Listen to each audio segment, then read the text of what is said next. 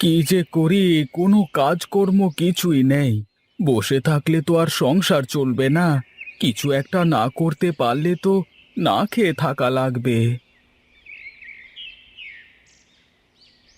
কি ব্যাপার? এখনো সংসেজে বসে আছো কেন? যাও যাও, দেখো কোনো কাজের সন্ধান পাও কিনা। না হলে চাল ডাল সবকিছুই শেষ। আজ যদি রোজগার করতে না পারো, তাহলে না খেয়ে থাকা লাগবে। আচ্ছা ঠিক আছে, যাই দেখি কোনো কাজের সন্ধান যদি পাই। আচ্ছা ঠিক আছে, যাও। তবে আজ চাল ডাল না কিনে বাড়ি ফিরবে না, এই আমি বলে দিলাম। সে কেমন কথা গিন্নি, তুমি এমন কেন করছো? আমি তো বসে থাকি না, আমি তো চেষ্টা করি। কিন্তু যদি কোথাও কোনো কাজ না পাই, তাহলে আমি কি করব বলো? কেমন পুরুষ মানুষ তুমি! বউকে খাওয়াতে পারো না? কি আর করব বলো, সবই আমার ফাটা কপালের দোষ। এত চেষ্টা করি, এত পরিশ্রম করি, কিন্তু কোনোটাতেই কোনো কাজ হচ্ছে না। আমি এত কিছু জানি না বাপু। হয় তুমি রোজগার করে আনবে, নইলে আমি বাপের বাড়ি চলে যাব। ঠিক আছে গিন্নি, তোমাকে কোথাও যেতে হবে না। আমি কোনো না কোনো ব্যবস্থা ঠিকই করে আসব।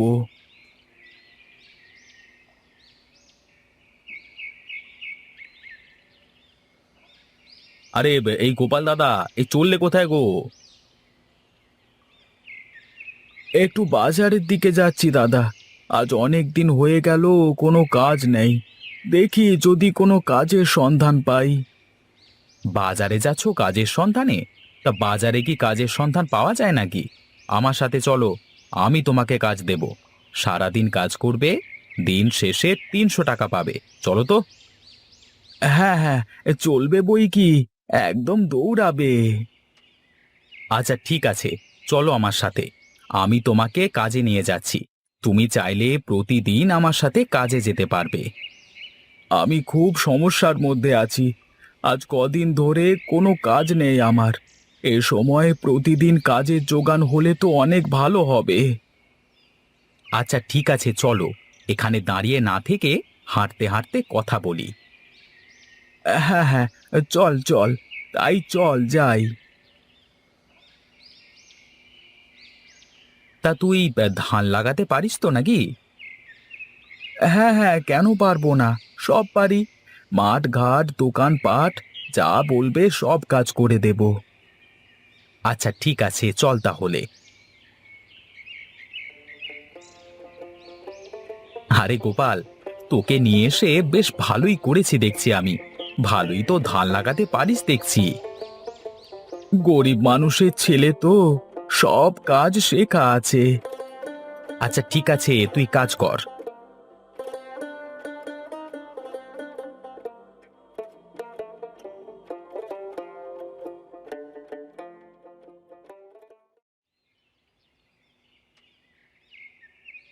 কি ব্যাপার নগেন, ধানের জমিতে গিয়েছিলিস নাকি তুই?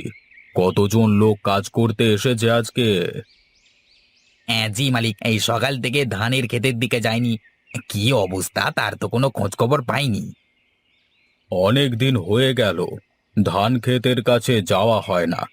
চল তো গিয়ে দেখি কি অবস্থা। এখন যে আর কি হবে, দুপুর হয়ে গেল, মাঠে এখন কড়া রোদ। এর মধ্যে যাওয়ার কোনো দরকার নেই। একটু পরে তো এমনিতেই শ্রমিকদের হাজিরা দিতে হবে। আচ্ছা বেশ, তাই হবে। তাহলে একটা কাজ কর তুই, বাড়ি যাবার পথে একবার দেখে যাবি যে কতগুলো লোক কাজ করছে, কেমন? আচ্ছা বাবু, ঠিক আছে, আমি দেখে তারপর বাড়িতে যাবো ক্ষণ।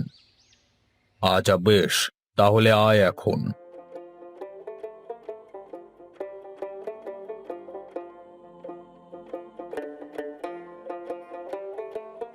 কিরে, তোরা আজকে কতজন লোক এসেছিস? আগে আমরা আজকে 4 জন এসেছি বাবু। কিরে তুই কে? তোকে তো আগে কখনো এখানে দেখিনি। আজকে কি নতুন এসেছিস নাকি? আগে জি সাহেব, ওর নাম গোপাল। আমি নিয়ে এসেছি ওকে কাজে। আজকে লোক কম ছিল তো, তাই আর কি ওকে নিয়ে আসলাম। ও অনেক ভালো ধান লাগাতে পারে। আচ্ছা আচ্ছা, ঠিক আছে ঠিক আছে, তা তোরা সকলে মন দিয়ে কাজ কর। আজকে সন্ধ্যায় জমিদার বাবু নিজে এসে তোদের টাকা দিয়ে যাবেন আর জমি পরিদর্শন করবেন, ঠিক আছে? আচ্ছা ঠিক আছে, আমরা সন্ধ্যার আগে সব কাজ শেষ করে ফেলবো। আচ্ছা ঠিক আছে, তা তোরা কাজ কর, আমি এখন চলি, কেমন?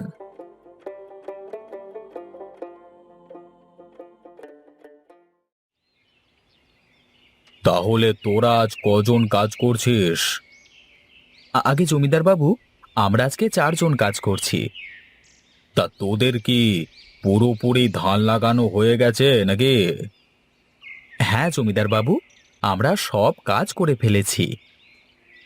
আচ্ছা, এই নে, তোদের হাজিরা নিয়ে যা এক এক করে।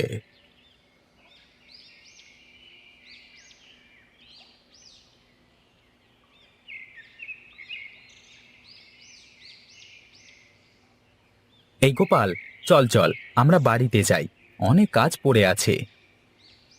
আমাকে একটু বাজারে যেতে হবে, তুমি চলে যাও, আমি আসছি। আচ্ছা ঠিক আছে, আমি গেলাম তাহলে, তুমি এসো কেমন।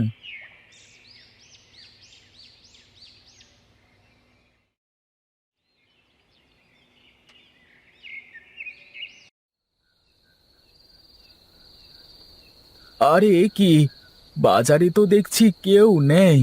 এবার গিন্নিকে গিয়ে কি বলবো আমি? যাই হোক, টাকা আছে তো, গিন্নির হাতে দিলে গিন্নি খুশি হয়ে যাবে। যাই যাই, বাড়িতে যাই।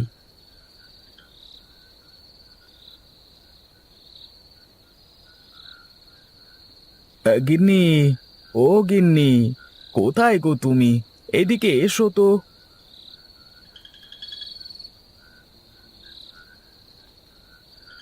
যাক বাবা, ভালোই হয়েছে, গিন্নি দেখছি ঘুমিয়েছে। এখন আর গিন্নিকে ডাকছি না, কাল সকালবেলায় বাজারে গিয়ে বাজার করে গিন্নির হাতে দেওয়া যাবে।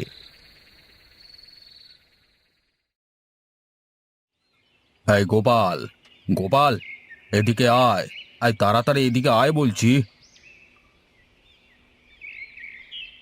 আরে জমিদার বাবু আপনি? এই গিন্নি, দেখো দেখো, হে জমিদার বাবু, তোমার যদি বিশ্বাস না হয় তবে হে জমিদার বাবুর কাছে জিজ্ঞাসা করে দেখো আমি কাজ পেয়েছি কিনা। আচ্ছা হয়েছে হয়েছে, বুঝেছি তুমি কাজ পেয়ে গেছো। এখন জমিদার বাবু কেন এসেছে তাই শোনো আগে। হ্যাঁ, তা জমিদার বাবু আমার কাছে কি দরকারে আসলেন? আমাকে খবর দিলে আমি নিজেই চলে যেতাম। তোর বাবা আমাকে আজ থেকে অনেক বছর আগে তোর এই বাড়িটা আমার কাছে বন্ধক রেখে অনেক টাকা ধার নিয়েছিলেন। এই কাগজে সব লেখা আছে। মানে, আপনি এসব কি বলছেন? আমি তো কিছুই বুঝতে পারছি না জমিদার বাবু। তুই বুঝিস বা নাই বুঝিস, সেসব দিয়ে আমার কাজ নেই। তুই কালকে বাড়িটা খালি করে দিবি, কেমন? বাবু, আমি তো এসব কিছুই জানতাম না, আমাকে কিছুটা সময় দিন, আমি সব টাকা পরিশোধ করে দেব। ঠিক আছে, আমি তোকে 3 মাস সময় দিলাম। এর মধ্যে যদি সব টাকা পরিশোধ করতে পারিস তবে বাড়িটা তোর, কিন্তু কালকে বাড়ি খালি করে দিবি। আগে জমিদার বাবু, যদি বাড়িটা খালি করে দিই তাহলে আমি থাকবো কোথায়? আপনি আমাকে দয়া করে বাড়িতে থাকতে দিন। আচ্ছা ঠিক আছে, আমি তোকে শুধু তোর ঘরেই থাকতে দিলাম, কিন্তু মনে রাখিস তুই শুধু তোর ঘরটা ব্যবহার করতে পারবি, অন্য কিছু ব্যবহার করতে পারবি না। মনে থাকে যেন, আমি 3 মাস পর আবার আসবো।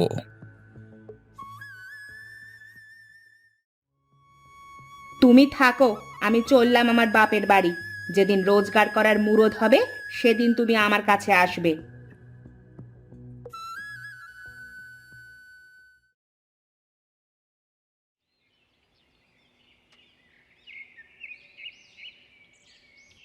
বাবা, আমাকে কিছু টাকা দিবে? আমার কিছু টাকার খুব দরকার। টাকা? কিন্তু আমার কাছে তো টাকা বলতে শুধু 300 টাকা আছে। আমার 300 টাকা হলেই হয়ে যাবে বাবা।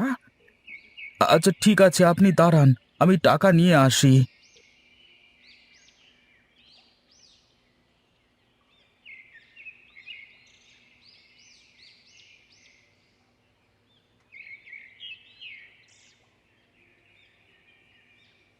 আমার কাছে তোকে দেওয়ার মতো এই আম গাছ ছাড়া আর কিছুই নেই রে বাবা।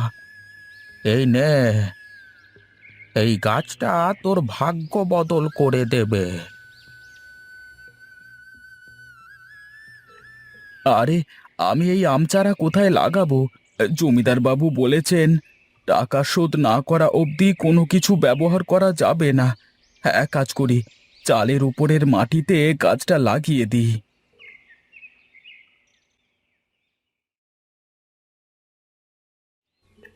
আরে বাস, এ তো দেখি অনেক আম ধরেছে আম গাছে। এখন আমি এই আম বাজারে বেচে জমিদারের সব টাকা পরিশোধ করে দিতে পারবো। যাই যাই, কিছু আম পেড়ে নিয়ে বাজারে যাই, বিক্রি করে আসি।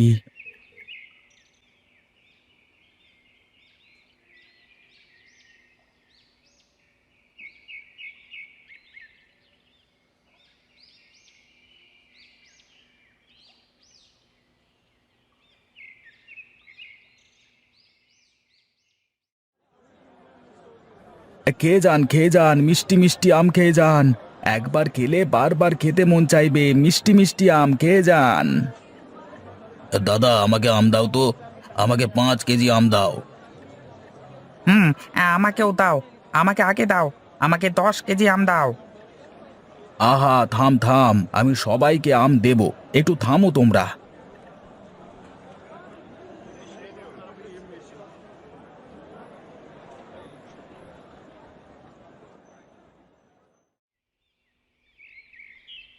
জমিদার বাবু, এই নিন আপনার টাকা।